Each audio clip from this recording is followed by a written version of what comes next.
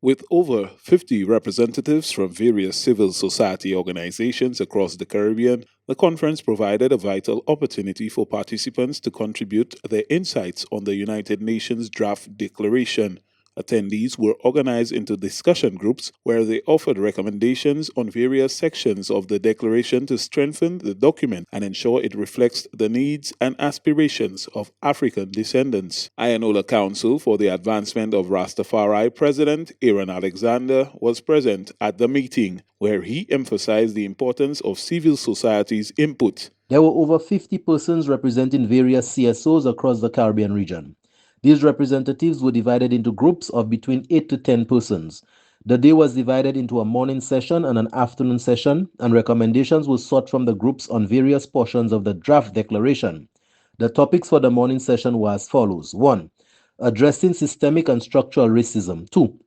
Exploring reparatory justice concerning histories and legacies of colonialism, enslavement, apartheid, and genocide. As the conference progressed, participants engaged in discussions covering a wide range of topics, including collective rights for people of African descent and pressing issues surrounding sustainable development. A strong consensus emerged on the urgent need to support individuals of African descent in sectors like fishing and farming, which are critical to their livelihoods. Additionally, the conference recognized the necessity of tailored educational initiatives to inform various audiences, particularly school children, about topics such as reparations and human rights. The need for greater land ownership by persons of African descent as a means of empowerment. 4.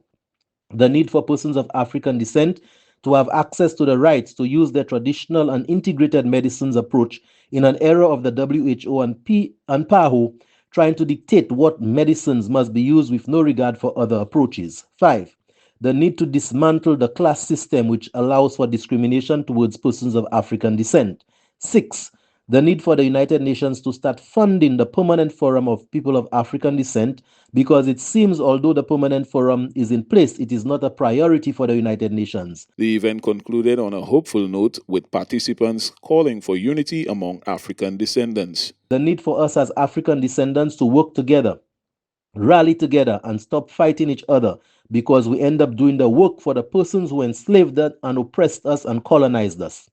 Unity is the accepted goal. Overall, the conference not only set the stage for enriched dialogue and understanding, but also reaffirmed the commitment to advocate for the rights and dignity of people of African descent globally. The focus remains on ensuring that the voices of civil society are integral to the development of the final United Nations Declaration.